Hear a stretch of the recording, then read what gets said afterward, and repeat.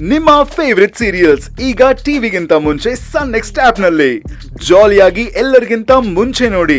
ಈಗಲೇ ಸನ್ next app download ಮಾಡಿ ಮತ್ತು ಸಬ್ಸ್ಕ್ರೈಬ್ ಮಾಡ್ಕೊಳ್ಳಿ.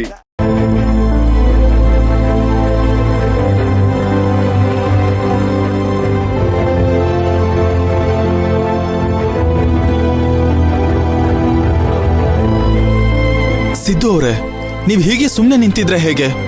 ದಯವಿಟ್ಟು ಬಾಯ್ಬಿಟ್ಟು ಏನಾದ್ರೂ ಮಾತಾಡಿ. ಏನ್ ಹೇಳೋದು ಅಂತ ಅರ್ಥ ಆಗ್ತಿಲ್ಲ ಧ್ರುವ ಅವರೇ. ನನಗೆ ಈ ಮೈನಾ ಏನ್ ಹೇಳ್ತಾಳೆ ಅನ್ನೋದಕ್ಕಿಂತ ನಮ್ಮ ಅಪ್ಪಯ್ಯ ಇದನ್ನ ಹೇಗ್ ತಗೊಳ್ತಾರೆ, ಏನ್ ಹೇಳ್ತಾರೆ ಅಂತ ನೆನೆಸ್ಕೊಂಡ್ರೆ ಭಯ ಆಗ್ತಾ ಇದೆ. ಮೈನಾ ತಾನ್ ಇಷ್ಟಪಟ್ಟಿದ್ದ ಹುಡುಗನ್ನ ಮದ್ವೆ ಆಗ್ತಿದ್ದಾಳೆ ಅಂತ ಏನೋ ಖುಷಿ ಇದೆ. ಆದ್ರೆ ನಮ್ಮಪ್ಪ ಹಿಂಗೆ ವಿಚಾರ ಗೊತ್ತಾದ್ರೆ ನಿಮ್ಮಮ್ಮ ಇಷ್ಟಪಡ್ದಲೆ ಈ ಮದ್ವೆನ ಯಾವುದೇ ಕಾರಣಕ್ಕೂ ಅವ್ರು ಒಪ್ಪೋದಿಲ್ಲ. ಸಿದ್ದು ಅಣ್ಣ, ಮೈನಾ ಗೊತ್ತಾಗ್ದೇ ಇರೋ ಹಾಗೆ ನಾವ್ ಹೇಗ್ ಮದ್ವೆ ಮಾಡ್ತಿದೀವೋ ಅದೇ ತರ ಅಪ್ಪ ಅಮ್ಮಂಗ್ ಗೊತ್ತಾಗ್ದೇ ಇರೋ ಹಾಗೆ ಮದ್ವೆ ಮಾಡಿ ಮುಗಿಸ್ಬಿಡೋಣ.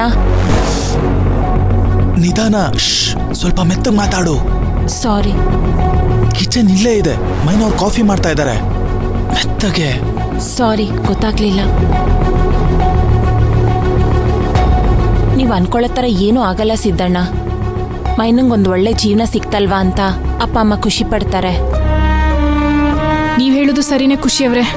ಮೈನಾಗೆ ಪಂಚಾಯತಿಯಲ್ಲಿ ಒಬ್ರೊಬ್ರು ಒಂದೊಂಥರ ಮಾತಾಡಿದ್ರು ಅಂತ ಬಾವ ಬೇಜಾರ್ ಮಾಡ್ಕೊಂಡಿದ್ದಾರೆ ಅಷ್ಟೇ.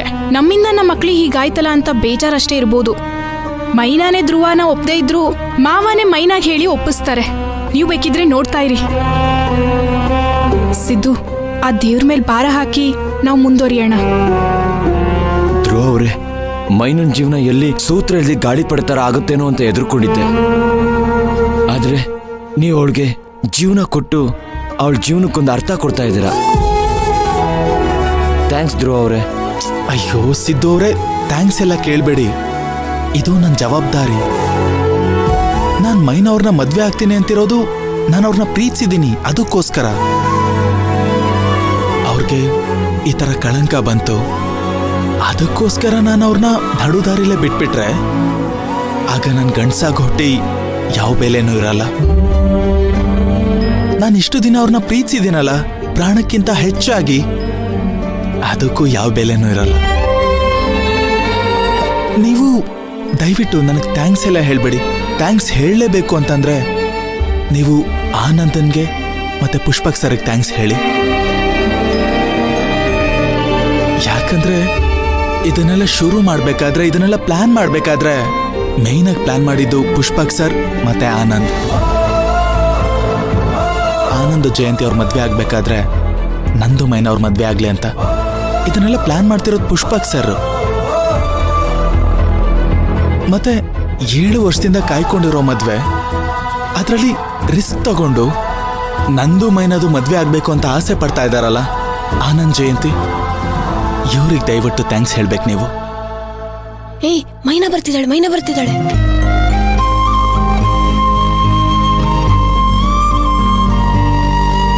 ಧ್ರುವರೇ, ನಿಮ್ಗೆ ನನಗ್ ಬೇಡ. ಹೌದು, ಏನ್ ಮಾತಾಡ್ತಿದ್ರಿ ನೀವು? ನನ್ಗೇನೋ ಕೇಳಿಸ್ಲೇ ಇಲ್ಲ. ಸಿದ್ದಣ್ಣ ಮಾತಾಡ್ತಿದ್ ಮಾತ್ರ ಕೇಳಿಸ್ತು. ಮೈನಾ, ನಾನ್ ಮಾತಾಡಿದ್ ಕೇಳಿಸ್ತಾ ನಿನ್ಗೆ? ಅಂದ್ರೆ ಸರಿಯಾಗಿ ಕೇಳಿಸ್ಲಿಲ್ಲ. ಒಟ್ನಲ್ಲಿ ನೀನು ಖುಷಿ ಮಾತಾಡ್ತಿದ್ರಿ, ಅಷ್ಟು ಮಾತ್ರ ಕೇಳಿಸ್ತಿತ್ತು. ಏನಂತ ಕೇಳಿಸ್ತು? ಅರ್ಥ ಆಗ್ಲಿಲ್ಲ ಖುಷಿ, ಕೇಳಿಸ್ತಿತ್ತಷ್ಟೇ.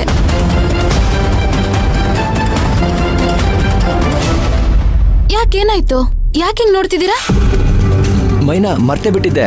ಆನಂದ್ ಅವ್ರು ಕಾಲ್ ಮಾಡಿದ್ರು, ಮದ್ವೆಗೆ ಮಿಸ್ ಮಾಡದೆ ಫ್ಯಾಮಿಲಿ ಸಮೇತ ಬನ್ನಿ ಅಂತ. ನಾವ್ ಹೋಗ್ತಾ ಇದೀವಿ, ನೀವ್ ಯಾವಾಗ ಬರ್ತೀರಾ? ನಾಳೆ ಹೋಗ್ತಿದೀವಿ. ನಾವು ಜೊತೆ ಹೊರಟ್ಬಿಡೋಣ ಹಾಗಾದ್ರೆ. ಧ್ರುವ ಅವ್ರೆ, ನಿಮ್ಗೇನಾದ್ರೂ ಬೇಕಾ? ಆನಂದದ್ದು ಜಯಂತಿದು ಮದ್ವೆ ಅಲ್ಲ, ಆ ಖುಷಿಗೆ ನಾನು ಕಾಫಿ ಬಿಟ್ಬಿಟ್ಟಿದ್ದೀನಿ.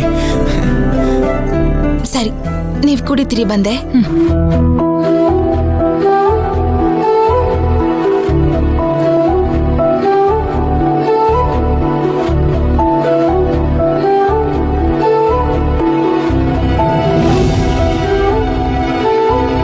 ನಾನ್ ಬರೋವರೆಗೂ ಏನೋ ಮುಖ್ಯವಾದ ವಿಷಯದ ಬಗ್ಗೆ ಮಾತಾಡ್ತಾ ಇದ್ರು. ನಾನ್ ಬಂದ ತಕ್ಷಣ ಹಂಗೆ ಅರ್ಧಕ್ಕೆ ನಿಲ್ಸ್ಬಿಟ್ರಲ್ಲ. ನನ್ನಿಂದ ಏನೋ ಮುಚ್ಚಿಡ್ತಾ ಇದಾರೆ. ಅದೇನು ಅಂತ ಗೊತ್ತಾಯ್ತಿಲ್ವಲ್ಲ.